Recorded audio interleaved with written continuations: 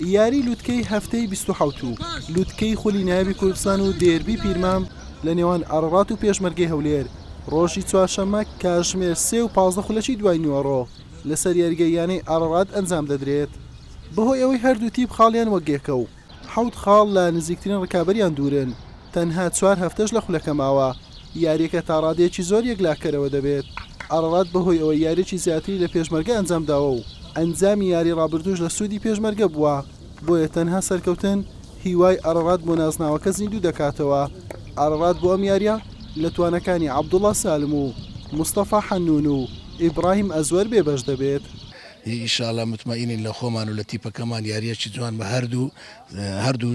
هەردوو نادی لۆ هەنداوە لە هەردوو نادی چکە ساڵانێک ئەمنیش لەو نادیە بوومە ساڵانێک مدەریبی هەرسێ ئەو مدەریبەی بەڕێزەی بە پێشمەرگەوە ئینشاءالله هیچ وەراکەین خەڵکانێک بێ سەیری یاری بکە بەخرا بە دەمانەیە یاریەشی جوان خولی کوردستان جوان بکەین هیواد حەزیشم لە اتحادی کوردستان ئەو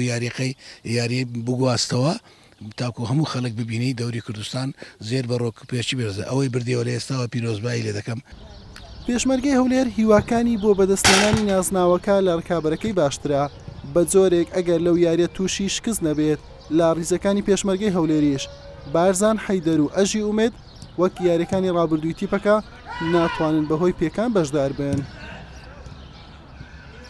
دەتوانم بڵێم حتا حدێکی 195 منافسەکە لە مابینی پێشمەرگە و ئاراتما چووکە فەریقەکان کە بە دواکەتم بۆیەش دەرن یاری یعنی یەکلاکەرەوە بەس من وای نبینم دووبارەی دەکەم و یعنی یاریەکانی پاش یاری ئاراتی زۆر گرنگن بەس ئیتر خۆی واقعەکە خۆی فەرز کردێت کە ئەم یاری بابرین یاریی بەنسبەت هەردوو لا یاریی مەسێری بیت ئەوەی جێ دڵخۆشیە کێرفی فەریقیمە لە هەستانە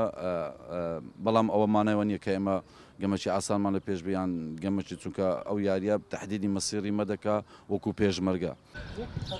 پێشمەرگەی هەولێر و ئەڕەڕات خاوەنی 44 خاڵن پێشمەرگە 24 یاری ئەنجام داوە و ئەڕەڕاتیش 25 یاری کۆتا یاری نێوانیشان سەرکەوتن بۆ پێشمەرگە بە گۆڵێکی بێبەرامبەر ئەم یاریگە دەبێتە شانۆی ڕوبەڕووبوونەوەی نێوان دوو تیپەکەی پێشەوەی ڕزمەندی خولی نایابی کوردستان ئەڕەڕات و پێشمەرگەی هەولێر تا ڕادەیەکی زۆر لە نازنای ئەم وەرزەی خولی نایابی کوردستان نزیکن براوی ئەم یاریەش بە ڕێژەیەکی زیاتر پاڵاوانی ئەم وەرزە دیاری دەکات حوسێن محەممەد کەناڵی پێیام پیرمام